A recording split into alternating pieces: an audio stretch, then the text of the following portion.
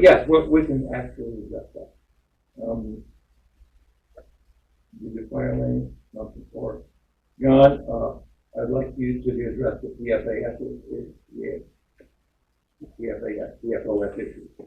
Certainly. So I guess I'll just update the council on some recent activities too. We'll just kind of run through various different things.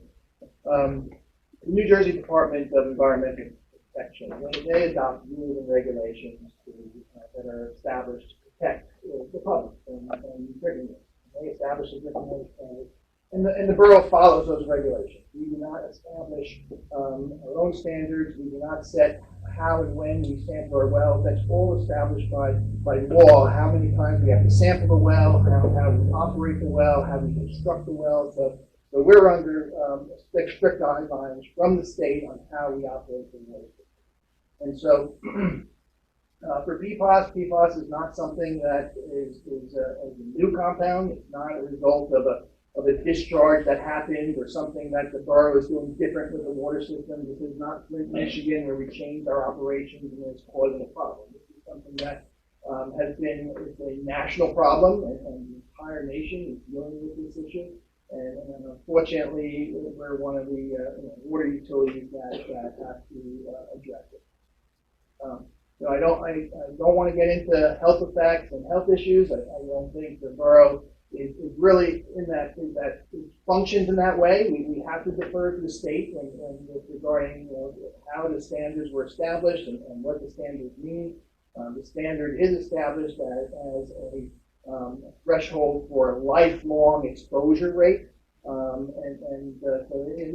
those statistics are available at the DEP on what that means. So it is something. It is a compound that they do not identify this as an immediate threat, such as if it's fecal coliform or nitrates or a whole host of different compounds. If we detect that in our water system, it requires immediate 24-hour notice and corrective action immediately. So with PFAS, and there's other compounds that fall under this criteria where we initiated our required quarterly sampling. It was actually required to start. We're obligated to start the first quarter in 2001, and we actually started earlier to start the sampling. So we're about 6 months ahead of where the DEP required us to be. So we are moving forward, and we're taking it very seriously. We're very serious, and we're putting a lot of resources to correct this as soon as possible.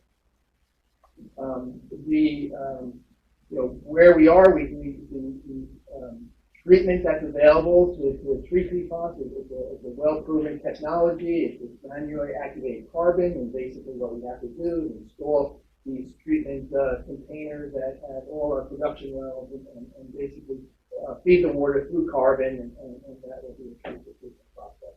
Our concentrations, although they're above the maximum concentration level, they're not very high. And so there's going to be a very large capital cost to operate these, and there's going to also be an increase in operational costs to maintain it. But we don't anticipate that we're going to have to change out the carbon very frequently because the concentrations are so low. It is a major expense to the utility. It's going to be over $2 million to install all these units. We have been recently chasing the money, to say the least. We certainly the federal stimulus package. Hopefully that gets passed because Hopatcong is targeted to receive $800,000 towards the PFAS, and so that's an opportunity. We also have opportunities with the state going through the New Jersey Infrastructure Trust. They do offer low-interest loans to utilities to finance the system, and there's an opportunity for us to obtain 50% principal forgiveness. So basically, for every dollar that we borrow, they're going to give us a grant of 50%. So that's an opportunity for us. And we also have recent funding that the borough has received from the COVID relief, and some of that money is discussed and targeted for putting towards to accelerate the process. The DEP has identified that we have 1 year to address the PFAS situation. We are immediately focusing on 3 well locations: the River Styx well, which is by the bridge; the Mariner well, which is located in park by Mariner; and then also by Crescent Cove, we have 2 wells, that's 3 and 3A. And we're focusing on those 3 locations because that represents about 70% of the production that we go through the system. So the targeting those immediately and following up the rest to make sure that we have good term capacity for the entire system. We are looking at trying to purchase 1 unit immediately to install at the River Styx well. In fact, we just went out to bid to receive that, and I think it's August 12th. We're going to receive Thursday we open those bids, and so we're trying to get a unit installed right away. In fact, we're just buying the equipment, and we're going to work with the DPW to get it installed. It's not a very sophisticated piece of equipment that we're buying. It basically is 2 containers filled with carbon and a water passing through it. So it's something unfortunately, we everything else that's happening, getting material fabricated and built. These units are not off the shelf when you buy them. You order them and they actually fabricate them. So it takes time to fabricate. And so there's usually about a 6 month to a 9 month period to get this fabricated. So that's really our critical path of meeting the 1 year deadline. I suspect that we were certainly going to target to get to 3 wells at that time. And certainly we're going to, we're very sensitive of public health and getting this corrected as soon as possible. But we're also looking at getting that federal money and funds to fund the entire project.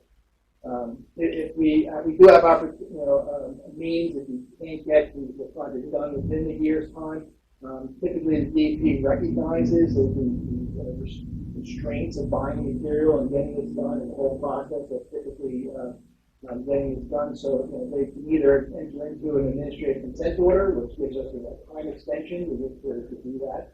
We certainly don't want a long time extension, but certainly to avoid fines and fees, that's a factor. We could also look at the process of renting equipment and getting renting equipment. We do want to try to avoid renting because renting, it's just a one time and we're just saving. Rented spending hundreds of $1,000s just for a couple of month period. We have to weigh those options and do that. We are in the process, and hopefully frankly, in the next week or so, we should be submitting permits to the New Jersey Department of Environmental Protection to actually for them to approve us installing this equipment. So we'll have that approval in place, which will give us the flexibility of trying to buy more equipment. We only went out to bid for 1 unit, and then we have to talking about going out to bid immediately for another 2, and just make sure that we secure the funding, go through the funding process and securing that. So we are trying to do this as expeditiously as possible. So hopefully, did I hit everything on those questions there? Yeah, that's pretty good. You might add that the federal level on this is 70 parts per trillion. The state lowered it to 14. I asked what the science was, and it's that number. Yeah, but you have to know that the federal level was. I read the 70-page report that the federal EPA issued. It's extensive. And then there's a lot of. So it's a matter of nomenclature and wordplay. Nothing has changed in our water recently, like 20 years. It's the same water. The only thing that's changed is the state has lowered the level.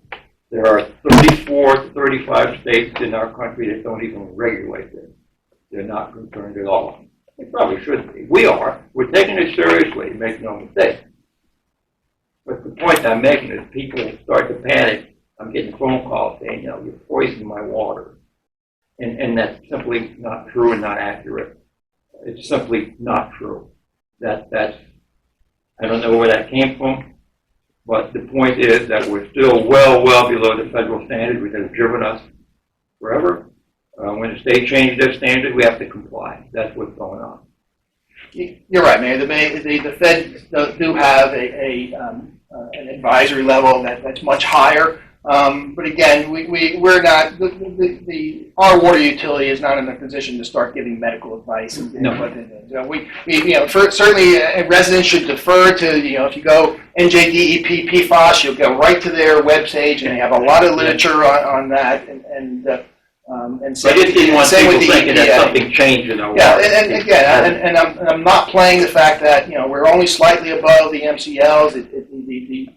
The contaminant level is in fact over a 7-year exposure, so it is something that it's not a compound that we have to notify and remediate. But everyone should look at their own medical situation and review their own situation and then review that accordingly. May have to consult with their doctor, but that's something that they need to do independently. The borough cannot give medical advice out. So, John, a quick question regarding the DEP and notice and all that stuff. If our water system had an issue, fecal coliform or something like that, most likely the DEP would come and shut us down, correct? And do an immediate cleanup or something? It depends on the compound. If it's like fecal coliform, it's usually we go with a boil alert. With that you have to give 24-hour notice. You have to do a boil alert. We have to continuously take samples because what mitigates the fecal coliform is the hypochlorite that we're putting into the system, and that treats it. And so we have to get the system back up. But I'm trying to get to the point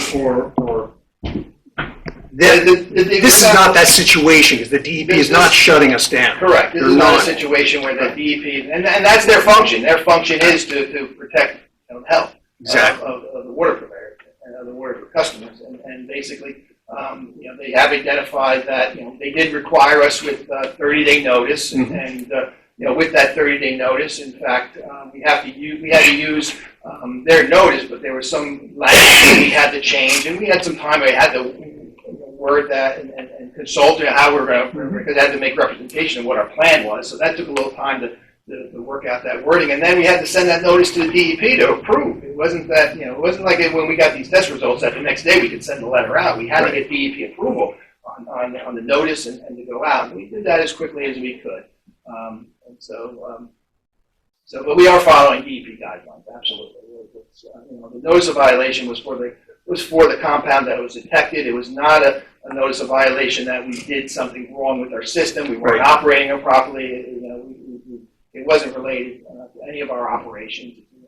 PFAS is a major issue. It's not just in drinking water. It's also in foods and consumer products. And there's also main means of getting PFAS into your bloodstream, which is the main concern. And again, I don't want to get into medical studies and such, but some studies have demonstrated that most of us likely have PFAS concentrations already in our bloodstream because of the exposure. The PFAS has been around since the 1940s. So at the end of the day, we're going to put carbon filters on all of our wells as soon as possible. As early as we open the proposal on the 12th, we will open that proposal and start ordering carbon filter units. Correct, and that's one of the reasons that's why. as quick as we can do it. Yeah, that's one of the reasons why we may be just buying. We're looking at one. We're getting the water department to install, but it may be too much to assume that they're going to install all 8. It's not a little impractical for them to do everything. But at the very least, we may just be buying the equipment in order to expedite that process of securing it and getting it purchased, so that when we do out for the construction contracts to actually install it, that the construction contracts will be written that the borough will supply this equipment and you install it. Right. So if I'm also hearing you correctly, though, that with regarding other residents, if they have concern, they should go check out the DEP website about this information. Correct, and they give guidance. Because we are not telling them, directing them to do something. Correct. They should be consulting with the DEP website that has all the statistics on there, has all the advisories. Certainly, anyone has questions they can't find it, we certainly advise them how to get that information, how to get on the EPA website. So they can get informed. So they can get informed on that. Make it correct. There was no specific. And in foods, sometimes you can read literature on it got into the soils, and then through the soils got into the food. In the United States, I believe, banned it, PFAS, I think it was 30 years ago, but it's still manufactured internationally. It's still in some of the consumer products that we have. You're drinking bottled water, but the PFAS associated with that manufacture of that bottled water. This is something that, this is not just, I said it's a national problem, it's an international problem. It's something that's a major problem. And we have our part to, doing what we can to get to carbon control. So we're addressing it, and our municipal water will be through our sewer. Absolutely. You could ask a question. I can't speak, I say sure. Public comment, you can ask the question, if that question again. Yeah, so my question was, I just did my own research and I noticed that there are other ways to mitigate this. Why did we choose carbon and not some of the other resins and stuff that are available? Yeah, it's cost effective, ion exchange and activate carbon. And some, when you're looking at which resin or which compound is best to use, you also have to look at other chemistry of the water that we're producing. We have the levels of iron or full dissolved solids, and then you look at those other compounds and how they would react. And one of the concerns is on with iron exchange is that it would require more backwashing, and they require more using, and we have limitations on a lot of our wells that we can't really backwash, and so it would be more of an operational issue. So carbon is most common, and then even from iron exchange, but carbon, activated carbon is used. So that's why I asked John to come tonight. It dispels a lot of mythical nonsense.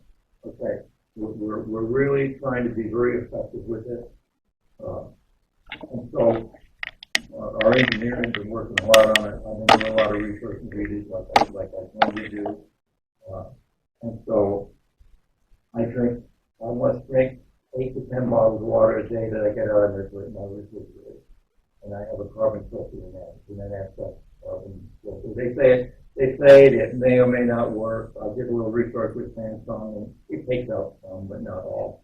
It doesn't hurt. Let's put it that way. But that's what I did. And so, if you're cooked in a Teflon coated pan today, and you made your eggs, you're probably eating this stuff. So, I mean, it's all over. And, but we're going to address it with our municipal water. We have 2,200 customers. We're going to have safe water. And that's our goal, and we're going to do it as quickly as humanly possible, that the bureaucracy will let us do. So, and by the way, the DEP does all this stuff. And they say, oh, by the way, give us a $10,000 permit fee. That's like extortion to me. But we're going to comply as best we can. Our goal is to make our water, municipal water, safe. And so, hopefully what John says is helpful for everybody. Can I ask one more question? I'm sorry, I don't know if I'm breaking this. What is we talked about a 1-year deadline. What is that 1-year deadline? Does that start from when we tested? Does that start from when we notified? It starts from the date that our letter was issued, which was